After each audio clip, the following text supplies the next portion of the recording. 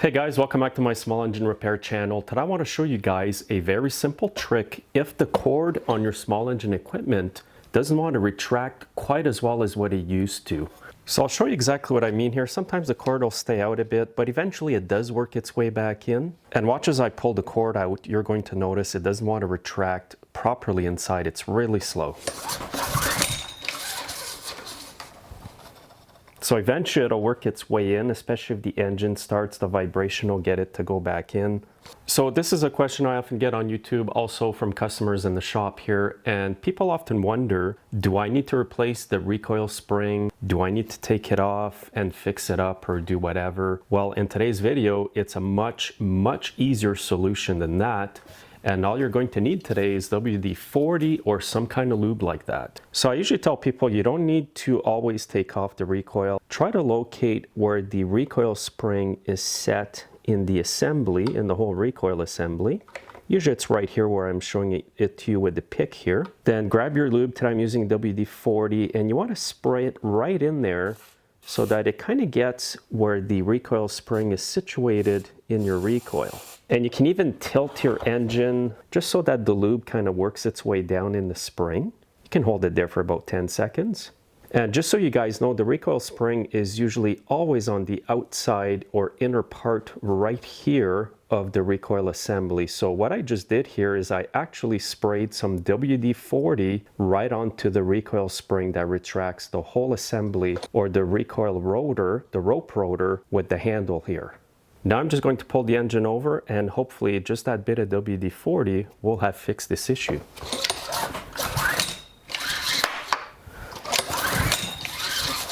And it's a lot better already. Sometimes it'll take a few pulls to really get the cord to go back more easily in there.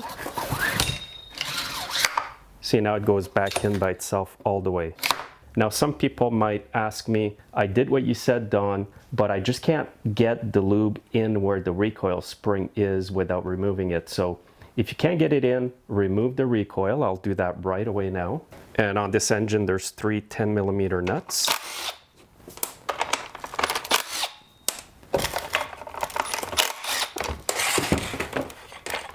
Now this is the easiest way to get the lube in there properly, but sometimes people don't have the tools to do that. So once you have it off, what you want to do is spray right at the bottom here. And you can actually see part of the recoil spring right here. So you want to spray right in there. And what you'll be doing is lubing up that spring even more.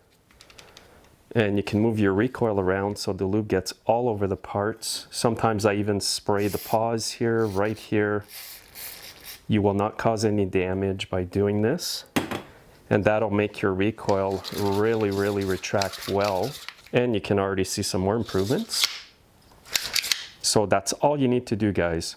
So the time of year I usually get asked this question is right after people have put their equipment away for the winter here usually. So it's been sitting for like, you know, it could be 6 months here in Canada. And what happens sometimes is that moisture gets inside where the recoil spring is. It causes a bit of rust on the spring or condensation, corrosion.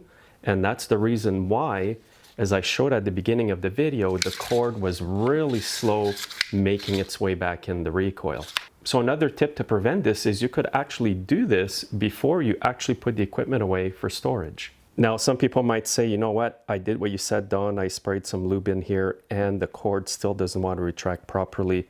If that's the case, what you might need to do is actually retighten up the spring a bit. So what you would do in that case is just pull out the cord a bit so you have some slack. Retrieve the cord here with your pliers. And then by turning counterclockwise, you will be tightening up that spring. So if I go one more turn here, it makes the spring in there tighter so the rope will go back in even quicker.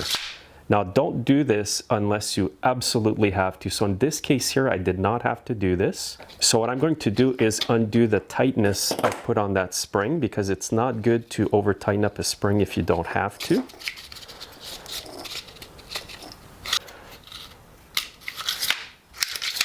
So again, if you lube your recoil and the rope doesn't want to go back in properly, then do this procedure here. Actually, I've got a video that I put up a few years ago on a step-by-step procedure on how to do this, tighten up the spring. I'll put the link under the video so you can go watch that video as well. But most of the time, all you have to do is spray some lube in there. And most of the time, you don't even need to remove the recoil from your equipment.